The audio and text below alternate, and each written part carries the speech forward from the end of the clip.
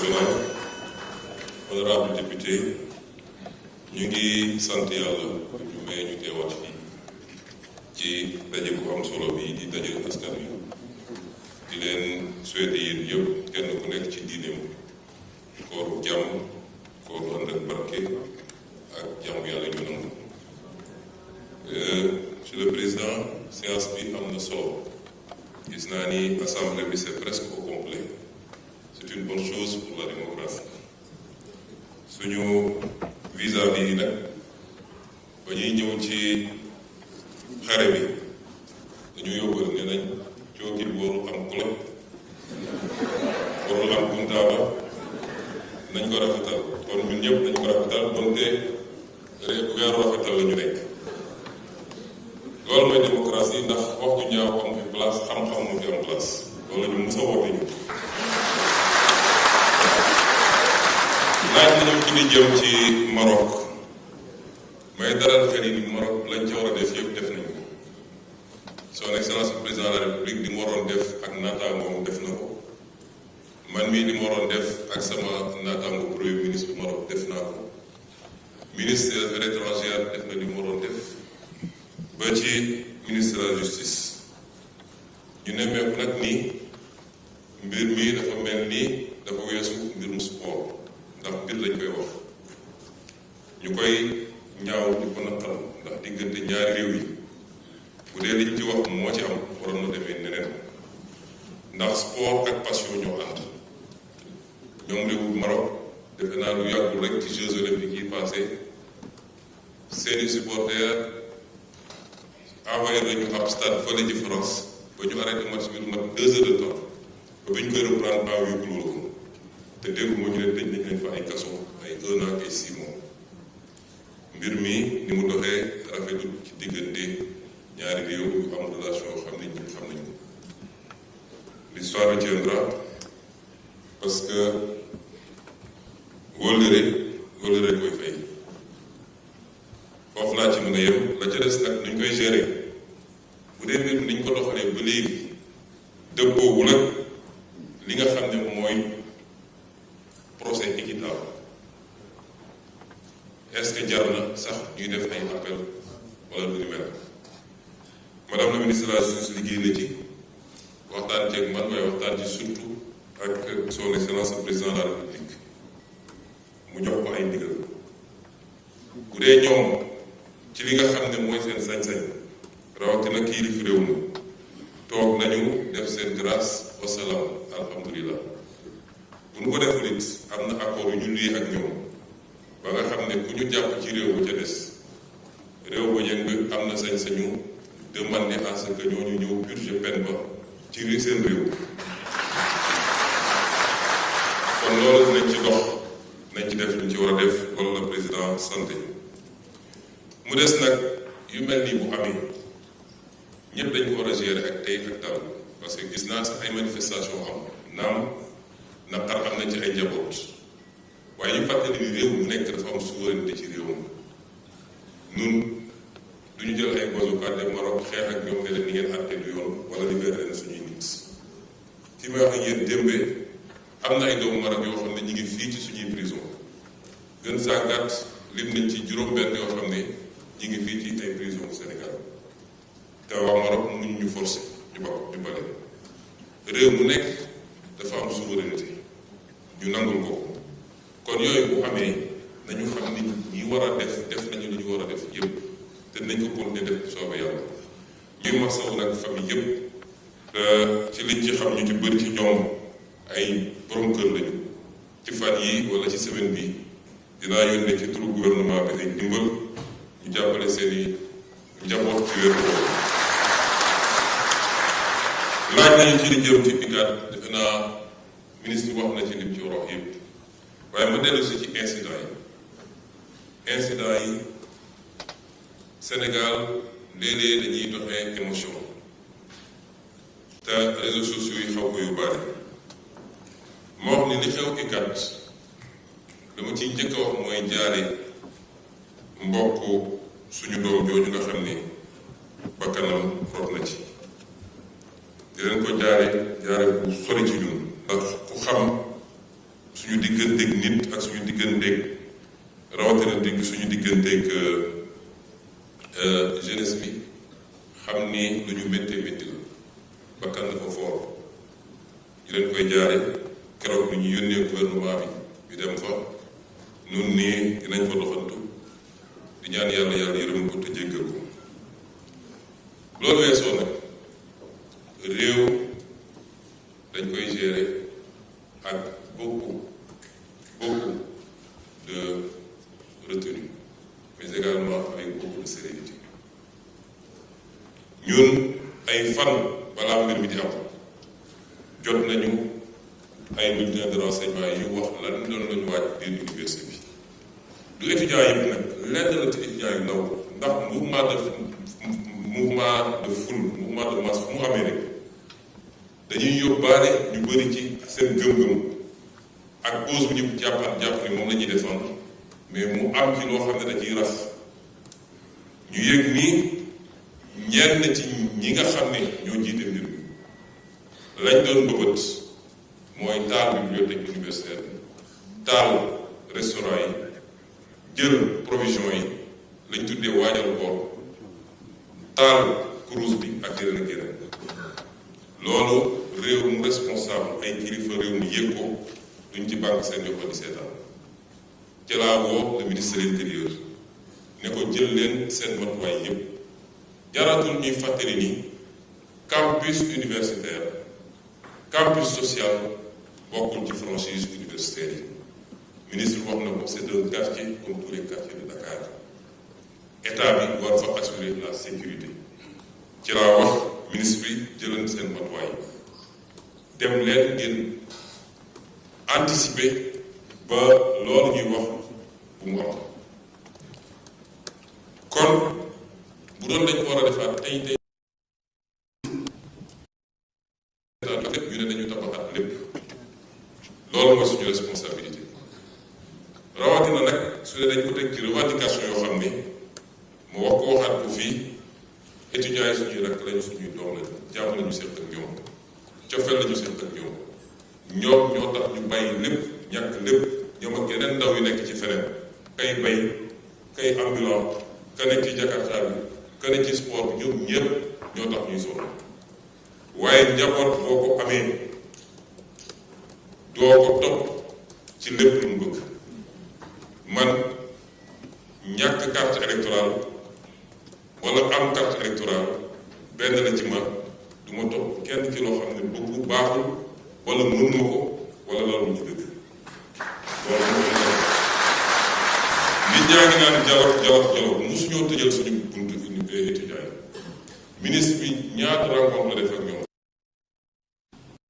président national bii réew mi nag ku jóg yëngal rek ne premier ministre nga dajal tout de suite wala président de la République du doxee noonu dafa am ay kilifa yu am responsabilité ci loolu te mat nañu sëkk lañu leen doyee mën nañu wax ak nit ñi di ñu rendre compte ñu leen di wax la ñu war a def te doon nañ ko doxalee bi mbir mi amee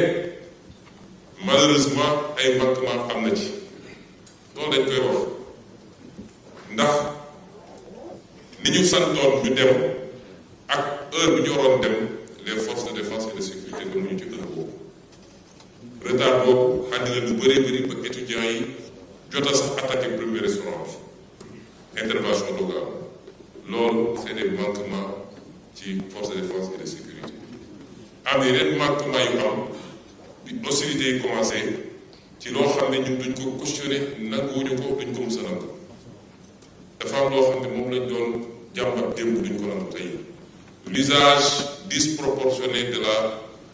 force mënuñu ko nangu jàpp étudiant bu désarmé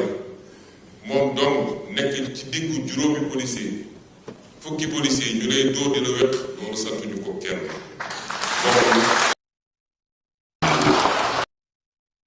donc ay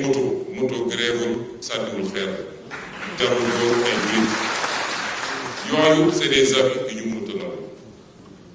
mu des ni bakkan rot na ci dañ ca war a def nañ ko mooy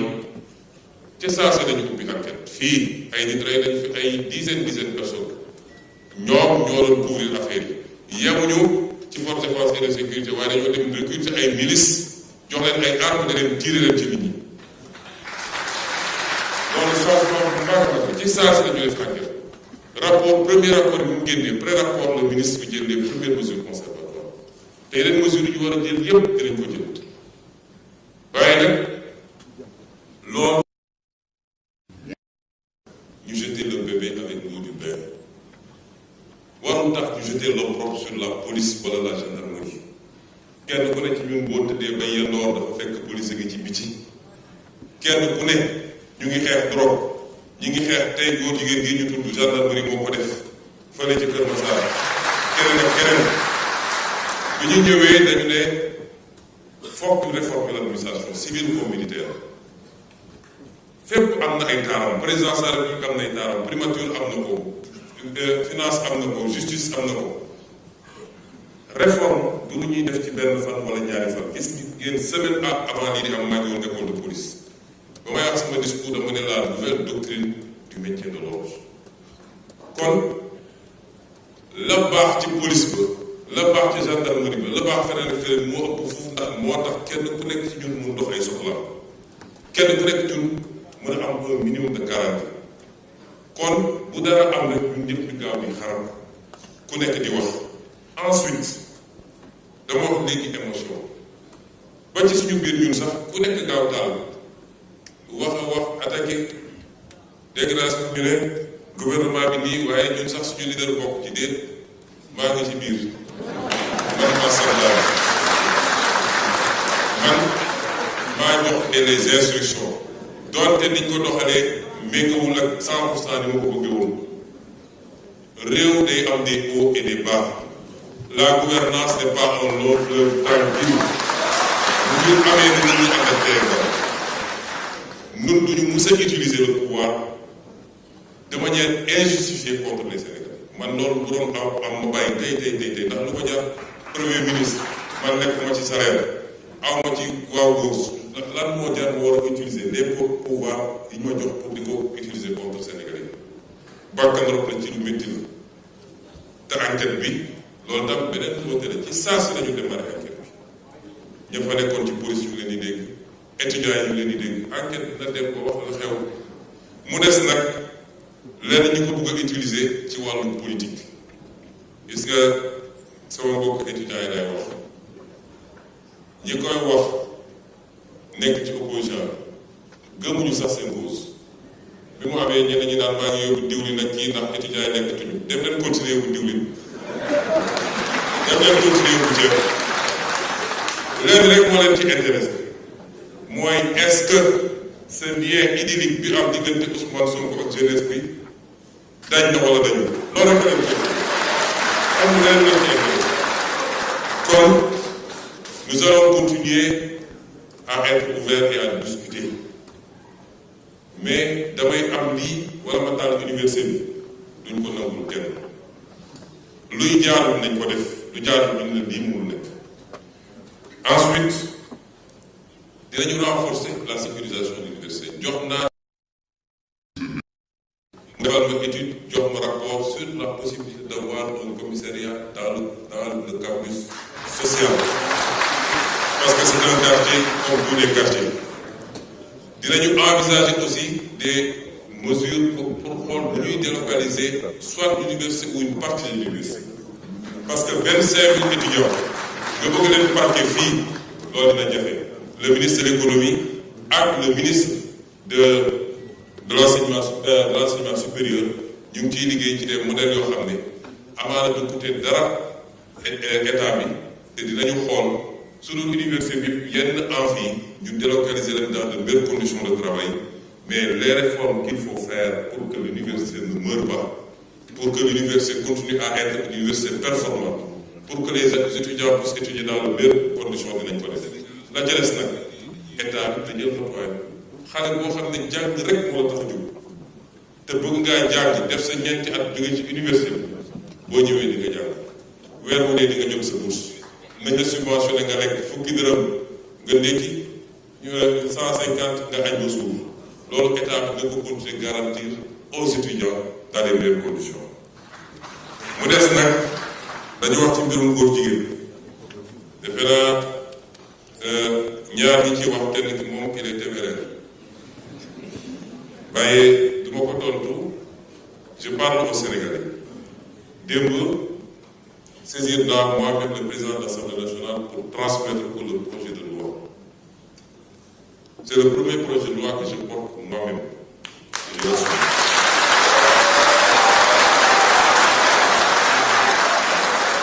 dañu wax ni li tax criminaliser ñu ko loolu ñi mu intéressé woon ñu koy xeex mën nañ ci waxtaan ku mu intéressé wu loolu démb tey amoo droit wax ci yooyu discrimination ñooñu mu intéressé woon nag ñoom ñëpp ba ñu dajee c'est le lieu mu félicité ànd sàmm jikko yi ak ñeneen ñu yëngatu ci lii ñoom ñëpp ñu dajee ñoo dëppoo ni mën nañu am lu ñu bëgg en restant le truc au niveau de délit mën nañu am lu ñu bëgg wala lu ko gën sax moo tax projet bi ànd sàmm jikko yi déposé dañ ko bàyyi ci délit projet bi ma def te sukkandiku ci loolu ak leer lañ ci yokk dañ ko bàyyi ci délit lañ ca bëgg nag dinañ ko am ba mu mat sëkk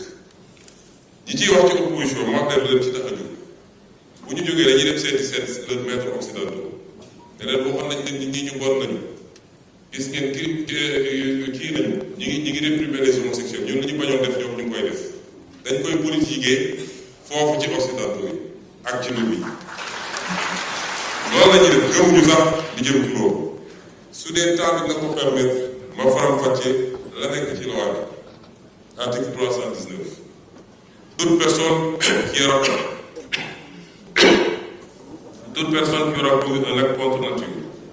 sera punie d'un emprisonnement de 5 à 10 ans. Donc, et d'une amende de 2 millions à 10 millions de francs. Lors de l'année sans préjudice des autres peines. Si l'acte a été commis avec un mineur, le maximum de la peine sera prononcé. Le juge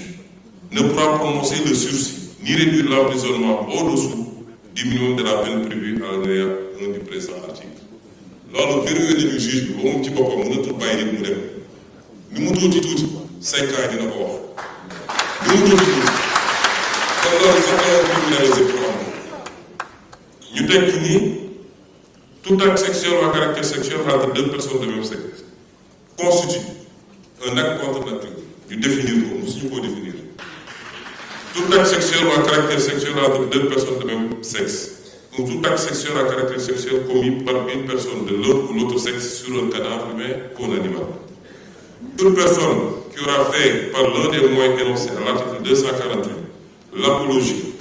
d'un acte visé à l'alinéa 3 du présent article sera punie d'un emprisonnement de 3 ans à 7 ans et d'une amende de 500 000 à 5 millions. loolu nekkoon ci loi bu weesu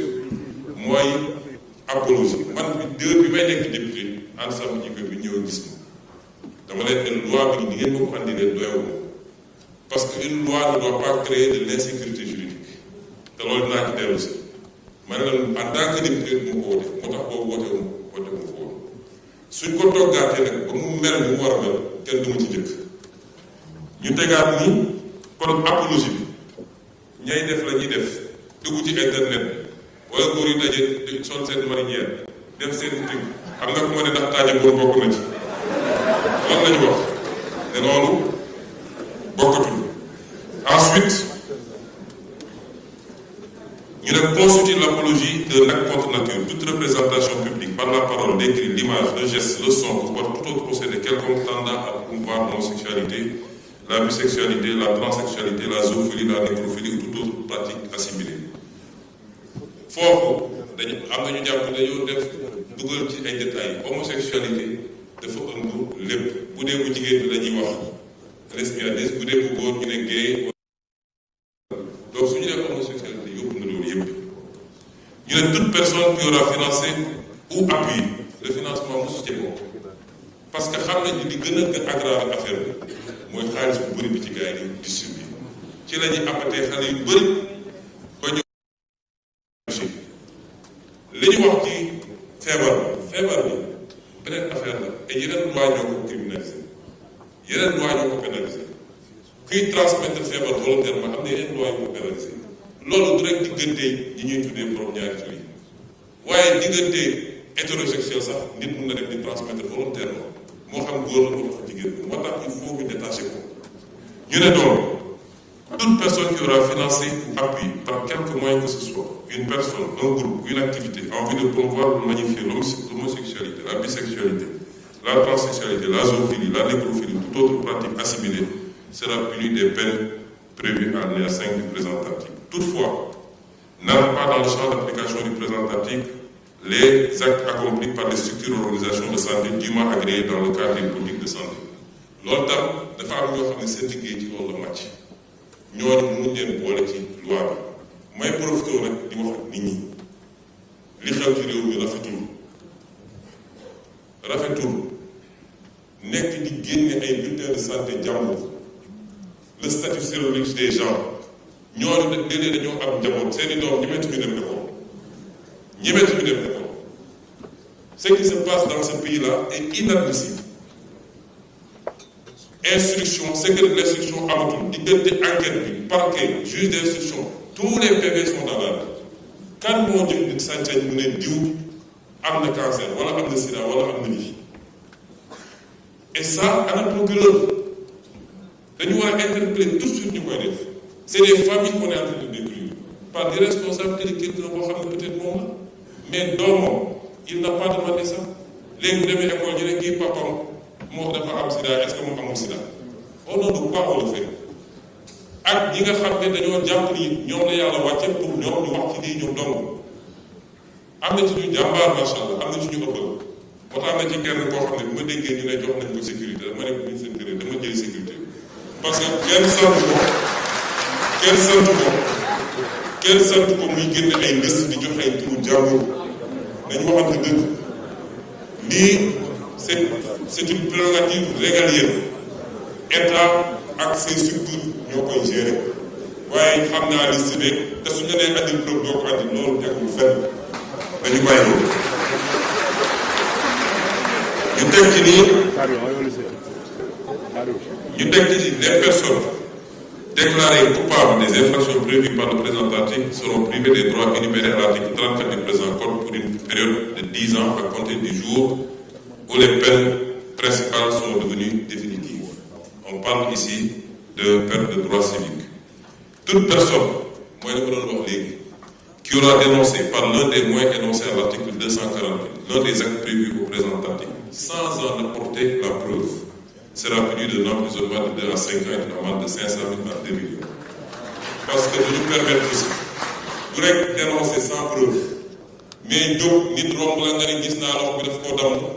nga dem naa damay dem kër boo defee yoon daal sa kaw ñu ngi leen di gërëm leen sant. Il vous reste 2 minutes. C'est vraiment.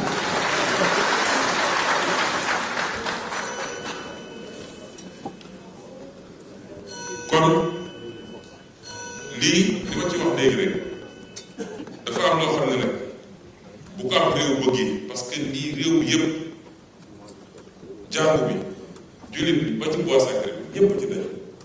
ñëpp ci dëkk ay at ñu koy wax ay nit ngànk fi réew mi dañu ko def président bi jógee dafa mos a taxaw ñu laaj ko ci tubaab bi mu ne c'est un fait de société ci laa doon c'est pas un fait de société parce que boo ko delloo ci société bi réglal ko boppam mooy bu nekk jur ni maa koy faji la société c'est l'état avant tout donc état bi mu war a jël responsabilité te bañ cee ragal nag te loolu ma ciy lancé un appel au Sénégal